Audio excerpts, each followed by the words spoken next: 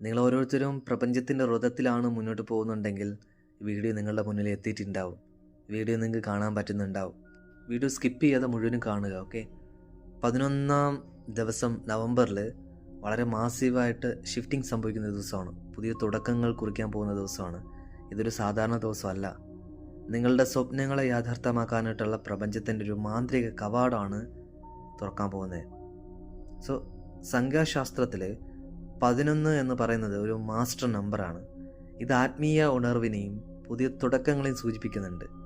11 എന്ന് പറയുന്ന സംഖ്യ നിങ്ങളുടെ ചിന്തകൾ അതിവേഗം യാഥാർത്ഥ്യമാക്കാനുള്ള ഒരു സൃഷ്ടിയുടെ കിളിവാതിൽ തുറക്കുകയാണ്. അത് മനസ്സിലാക്കുക. ഓക്കെ, നിങ്ങൾ എന്താണ് ചിന്തിക്കുന്നത്, വിശ്വസിക്കുന്നത്, അതാണ് ഈ ദിവസം നിങ്ങൾ ആകർഷിക്കുക. അതുകൊണ്ട് ഈ 10 മിനിറ്റ് നിങ്ങൾക്കായി മാറ്റിവെക്കൂ. ഈ ഊർജം എങ്ങനെ പൂർണ്ണമായി ഉപയോഗിക്കാമെന്ന് നമുക്ക് പഠിക്കാം. വീഡിയോയിലേക്ക് പോകുന്ന മുന്നേ വളരെ പോസിറ്റീവായി ഡെവലപ്പ് ചെയ്തുകൊണ്ടിരിക്കുന്ന വാട്സപ്പ് കമ്മ്യൂണിറ്റിയിലേക്ക് നിങ്ങൾക്ക് അസോസിയേറ്റ് ചെയ്യാം, ജോയിൻ ചെയ്യാം. ഡിസ്ക്രിപ്ഷനിൽ കൊടുത്തിട്ടുള്ള വാട്സപ്പ് ലിങ്ക് ക്ലിക്ക് ചെയ്താൽ ഡയറക്റ്റായിട്ട് നമ്മളെ ഫാമിലിയുമായിട്ട് അസോസിയേറ്റ് ചെയ്യാം. എല്ലാ ദിവസവും രാവിലെ 5 മണിക്ക് ഫ്രീ ക്ലാസ് ഉണ്ട്. വാട്ടർ ടെക്നിക്, മണി അഫർമേഷൻസ്, ഗ്രാറ്റിറ്റ്യൂഡ് അഫർമേഷൻസ്, വിഷ്വലൈസേഷൻ ഇവയൊക്കെ നമ്മൾ കൊടുക്കുന്നുണ്ട്. ഒപ്പം എല്ലാ ദിവസവും രാവിലെ പവർഫുള്ളായിട്ടുള്ള മോട്ടിവേഷൻ നൽകുന്നുണ്ട്. നിങ്ങൾക്ക് നിങ്ങളുടെ ട്രൈബ് മാറ്റാനും നിങ്ങളുടെ വൈബ് ഉയർത്താനും ഇത് ധാരാളമായി സഹായിക്കും. ഒരുപാട് ആൾക്കാരുടെ ലൈഫിൽ ഓരോ ദിവസവും മാറ്റങ്ങൾ ഉണ്ടാക്കാനായിട്ട് ഗ്രീൻ ട്രൂത്തിന് സാധിച്ചിട്ടുണ്ട്. Thank you so much. നിങ്ങൾ ആദ്യമായിട്ടാണ് ഈ ചാനൽ കാണുന്നുണ്ടെങ്കിൽ ഉറപ്പായിട്ടും സപ്പോർട്ട് നൽകുക. ഇതുവരെ നൽകിയ എല്ലാ സപ്പോർട്ടിനും ഹൃദയത്തിൻ്റെ ഉള്ളിൽ നിന്ന് നന്ദി അറിയിക്കുന്നു. ഇനിയും സപ്പോർട്ട് നൽകുക. Thank you so much. ആദ്യം നിങ്ങൾ ചെയ്യേണ്ടത് എന്താണെന്ന് ചോദിച്ചു കഴിഞ്ഞാൽ തയ്യാറെടുപ്പും ഊർജ ശുദ്ധീകരണമാണ് ചെയ്യേണ്ടത്. പറഞ്ഞുതരാം എന്താ ചെയ്യേണ്ടതെന്ന്. സോ മാനിഫെസ്റ്റേഷൻ തുടങ്ങുന്നതിന് മുന്നേ ആയിട്ട് നിങ്ങൾ ഊർജപരമായിട്ട് ശുദ്ധമാകണം. അതാണ് ആദ്യം വേണ്ടത്. പഴയതും നെഗറ്റീവുമായിട്ടുള്ള ഊർജങ്ങളെ പുറത്തു വിടുക എന്നതാണ് പ്രധാനം. ഉപ്പിട്ട വെള്ളത്തിൽ കുളിക്കുക, അല്ലെങ്കിൽ നമ്മുടെ ഷാംബ്രാൻ തിരിയോ അല്ലെങ്കിൽ അഗർബത്തിയോ അവ ഉപയോഗിച്ച് നിങ്ങളുടെ വീട് മുഴുവനും എന്ത് ചെയ്യാം, അല്ലെങ്കിൽ കുന്തിരിക്കമിട്ട് നിങ്ങളുടെ വീട് മുഴുവനും ശുദ്ധീകരിക്കുക. മനസ്സിൽ നിന്നും പഴയ നെഗറ്റീവ് ചിന്തകളെയും ഭയങ്ങളെയും പുറത്തു തള്ളുക. നിങ്ങളുടെ ഊർജ്ജ കേന്ദ്രങ്ങൾ തുറക്കുമ്പോൾ മാത്രമേ പുതിയ നല്ല കാര്യങ്ങൾ ആകർഷിക്കാനായിട്ട് പറ്റത്തുള്ളൂ. സോ എപ്പോഴും നിങ്ങളാകുന്ന പാത്രത അല്ലെങ്കിൽ ആ ഒരു സംഭവം ഉണ്ടല്ലോ, ആ പാസ്റ്റ് ലൈഫിൽ നടന്നിട്ടുള്ള പല കാര്യങ്ങളും വെച്ചാണ് മുന്നോട്ടേക്ക് പോകുന്നുണ്ടെങ്കിൽ അവിടെ പുതിയ കാര്യങ്ങൾക്ക് സ്പേസ് ഇല്ല. അപ്പോൾ പുതിയ കാര്യങ്ങൾക്ക് സ്പേസ് ആയിട്ട് നിങ്ങൾ ഒരുക്കി കൊടുക്കണം. ഏതെങ്കിലും ഒരു സ്ഥലത്ത് സ്പേസ് ഉണ്ടെങ്കിൽ മാത്രമേ നമുക്ക് പുതിയ കാര്യങ്ങൾ അവിടെ വയ്ക്കാൻ പറ്റുള്ളൂ, അല്ലെങ്കിൽ എന്തെങ്കിലും സാധനം അവിടെ വയ്ക്കാൻ പറ്റുള്ളൂ. സെയിം തിങ് മനസ്സിലും അങ്ങനെയാണ്. പഴയ കാര്യങ്ങളൊക്കെ കളഞ്ഞ് പുതിയ കാര്യങ്ങൾ നിങ്ങളിലേക്ക് അട്രാക്റ്റ് ചെയ്യാനായിട്ട് വഴിയൊരുക്കുക. രണ്ടാമത് നിങ്ങൾ എന്താണ് ചെയ്യണമെന്ന് ചോദിച്ചു കഴിഞ്ഞാൽ ലക്ഷ്യങ്ങൾ സ്ഥാപിക്കുകയാണ്. സോ മാനിഫെസ്റ്റേഷൻ്റെ ഏറ്റവും പ്രധാനപ്പെട്ട ഘടകമാണ് ഈ ഒരു ലക്ഷ്യം സ്ഥാപിക്കൽ. നിങ്ങൾക്ക് എന്താണ് വേണ്ടതെന്ന് വളരെ വ്യക്തമായിട്ട് എഴുതുക. ഒരു നല്ല ജോലി എന്നല്ല നിങ്ങൾ എഴുതേണ്ടത്. 50,000 രൂപ ശമ്പളമുള്ള എനിക്കിഷ്ടപ്പെട്ട എന്ത് ജോലിയാണോ നിങ്ങൾ ആഗ്രഹിക്കുന്നത് ആ ജോലി വിശദമാക്കണം. വളരെ വ്യക്തമായിട്ട് ക്രിസ്റ്റൽ ക്ലിയർ ആയിട്ട് തന്നെ നിങ്ങൾ എന്ത് ചെയ്യണം, എഴുതണം. നിങ്ങളുടെ ലക്ഷ്യങ്ങൾ വർത്തമാന കാലത്തിലാണ് എഴുതേണ്ടത് കേട്ടോ, പ്രസൻറ്റ് ടെൻസിലാണ് എഴുതേണ്ടത്.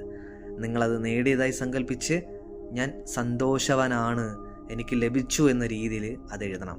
എഴുതുമ്പോൾ നിങ്ങളത് നേടിയ സന്തോഷവും സംതൃപ്തിയും അനുഭവിക്കണം.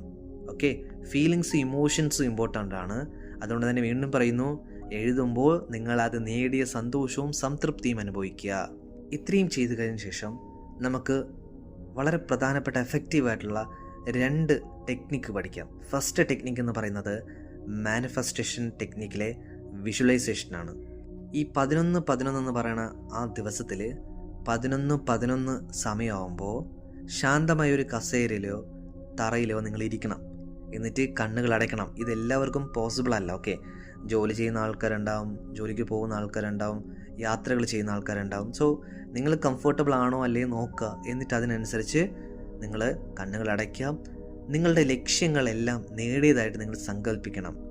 നിങ്ങൾ നിങ്ങളുടെ പുതിയ വീടാണ് ആഗ്രഹിക്കുന്നുണ്ടെങ്കിൽ ആ വീട്ടിൽ, ആ മുറിയിൽ അവിടുത്തെ ഗന്ധവും കാര്യങ്ങളൊക്കെ നിങ്ങൾ അനുഭവിക്കണം. ആ പുതിയ ജോലിയാണ് നിങ്ങൾ ആഗ്രഹിക്കുന്നുണ്ടെങ്കിൽ ആ ജോലി സ്ഥലത്ത് നിങ്ങൾ ഇരിക്കുന്നതായിട്ടും സഹപ്രവർത്തകരുമായിട്ട് നിങ്ങൾ ചിരിക്കുന്നതായിട്ടും കാര്യങ്ങൾ സംസാരിക്കുന്നതായിട്ട് ഉള്ളിൽ വിശദീകരിക്കുക, അല്ലെങ്കിൽ ഉള്ളിൽ വിഷ്വലൈസേഷൻ ചെയ്യുക. സോ വികാരമാണ് ഇവിടെ താക്കോൽ. ഞാൻ സൂചിപ്പിച്ചു നേരത്തെ, ഫീലിങ്സ് ഇമോഷൻസിൽ ആ വികാരമാണ് നിങ്ങൾക്ക് ഇവിടെ നിങ്ങളുടെ മാനിഫെസ്റ്റേഷനിലേക്ക് ഇറങ്ങാനുള്ള താക്കോൽ. നിങ്ങൾ ഇപ്പോൾ ആ ലക്ഷ്യം നേടിയതുപോലെ തന്നെ സന്തോഷത്തോടെയും സംതൃപ്തിയോടെയും കൂടെ ശ്വാസം എടുക്കുക. ഈ ഊർജം പ്രപഞ്ചത്തിലേക്ക് വിട്ടുകൊടുക്കുക. എപ്പോഴും പറയാറുണ്ട്, നിങ്ങളുടെ ആഗ്രഹങ്ങളല്ല നിങ്ങളിലേക്ക് സഫലമാകുന്നത്, നിങ്ങൾ എന്താണോ അതാണ് നിങ്ങൾക്ക് സഫലമാകുന്നത്. സോ ഫീലിങ്സ് ഇമോഷൻസും കൊടുക്കുക, എന്നിട്ടത് പ്രപഞ്ചത്തിലേക്ക് വിട്ടുകൊടുക്കുക. അത് ഓൾറെഡി ലഭിച്ചതുപോലെ തന്നെ ഫീലിങ്സ് ഇമോഷൻസ് കൊടുക്കുക. ഇനി രണ്ടാമത്തെ മാനിഫെസ്റ്റേഷൻ ടെക്നിക്ക് പഠിക്കാം. അത് കൃതജ്ഞതയും ക്ഷമയുമാണ്. ഓക്കെ, കൃതജ്ഞതയും ക്ഷമയും. കൃതജ്ഞതയാണ് പ്രപഞ്ചത്തിലേക്കുള്ള ഏറ്റവും ഉയർന്ന വൈബ്രേഷൻ. ഗ്രാറ്റിറ്റ്യൂഡാണ് പ്രപഞ്ചത്തിലേക്കുള്ള ഏറ്റവും ഉയർന്ന വൈബ്രേഷൻ. ഒരു പേപ്പർ എടുക്കുക, നിങ്ങൾ ഇപ്പോൾ നന്ദിയുള്ളതായിട്ടുള്ള അല്ലെങ്കിൽ നിങ്ങൾക്ക് ഗ്രേറ്റ്ഫുൾ ആയിട്ടുള്ള ഏറ്റവും പ്രധാനപ്പെട്ട 11 കാര്യങ്ങൾ എഴുതുക. ഇത് രണ്ടാമത്തെ ടെക്നിക്കാണ് നമ്മൾ നോക്കുന്നത്. ഫസ്റ്റ് ടെക്നിക്ക് പറഞ്ഞത് വിഷ്വലൈസേഷൻ, രണ്ടാമത്തെ ടെക്നിക്കാണ് ഈ ഗ്രാറ്റിറ്റ്യൂഡ് അല്ലെങ്കിൽ ക്ഷമയും പറഞ്ഞത്. അപ്പോൾ രണ്ടിലേതെങ്കിലും ഒന്ന് ചെയ്താൽ മതിയാവും, അല്ലെങ്കിൽ 2 ചെയ്താലും കുഴപ്പമില്ല, രണ്ടും നിങ്ങൾക്ക് ചെയ്യാം, നോ പ്രോബ്ലം. ഞാൻ പറഞ്ഞു 11 കാര്യങ്ങൾ എഴുതുക. അത് നിങ്ങളുടെ ആരോഗ്യമാവാം, കുടുംബമാവാം, ജോലിയാവാം, അല്ലെങ്കിൽ ഒരു നല്ല സുഹൃത്താകാം. എന്തൊക്കെ ഏറ്റവും ബ്യൂട്ടിഫുൾ ആയിട്ടുള്ള 11 കാര്യങ്ങളുണ്ടോ അത് നിങ്ങൾ എഴുത്. എന്നിട്ട് നിങ്ങൾ നന്ദിയുള്ളവരായിരിക്കുമ്പോൾ പ്രപഞ്ചം കൂടുതൽ അനുഗ്രഹങ്ങൾ നിങ്ങൾക്ക് നൽകും. എപ്പോഴും പറയാറുണ്ട്, ബി ഗ്രേറ്റ്ഫുൾ, ബി ഗ്രേറ്റ്ഫുൾ. എത്രത്തോളം നിങ്ങൾ നന്ദിയുള്ളവരായിരിക്കുമോ അത്രത്തോളം അനുഗ്രഹങ്ങൾ നിങ്ങൾക്ക് വന്നുകൊണ്ടേയിരിക്കും. അതുപോലെ നിങ്ങളോടും മറ്റുള്ളവരോടും ക്ഷമിക്കുക. ക്ഷമ വളരെ അത്യാവശ്യമായിട്ടുള്ള കാര്യമാണ്. നിങ്ങളോടും മറ്റുള്ളവരോടും ക്ഷമിക്കുക. പഴയ ഭാരങ്ങൾ മനസ്സിൽ നിന്ന് ഇറക്കി വെച്ചാൽ മാത്രമേ പുതിയ അനുഗ്രഹങ്ങൾ സ്വീകരിക്കാൻ സാധിക്കുകയുള്ളൂ. പക്ഷേ ക്ഷമിക്കുന്നത് നിങ്ങൾക്ക് വേണ്ടിയിട്ടാണ്, മറ്റുള്ളവർക്ക് വേണ്ടിയിട്ടല്ല. ഓക്കെ, നിങ്ങൾക്ക് വേണ്ടിയിട്ടാണ് നിങ്ങൾ നിങ്ങളോട് ക്ഷമിക്കുന്നതും മറ്റുള്ളവർക്ക് വേണ്ടി ക്ഷമിക്കുന്നതും. മറ്റൊരു കാര്യം മനസ്സിലാക്കേണ്ടത്, വളരെ ശക്തമായിട്ട് അഫർമേഷനുകൾ നിങ്ങൾക്ക് ഇവിടെ ഉപയോഗിക്കാം. ഓക്കെ, ഈ 11-11 പോർട്ടൽ സമയത്ത് ഈ വാക്യങ്ങൾ നിങ്ങൾ ആവർത്തിക്കണം. ഞാൻ പറഞ്ഞുതരാം. എൻ്റെ എല്ലാ സ്വപ്നങ്ങളും യാഥാർത്ഥ്യമാക്കാൻ ഞാൻ അർഹനാണ്. എല്ലാവിധ സമൃദ്ധിയും എൻ്റെ ജീവിതത്തിലേക്ക് ഒഴുകുന്നു. ഞാൻ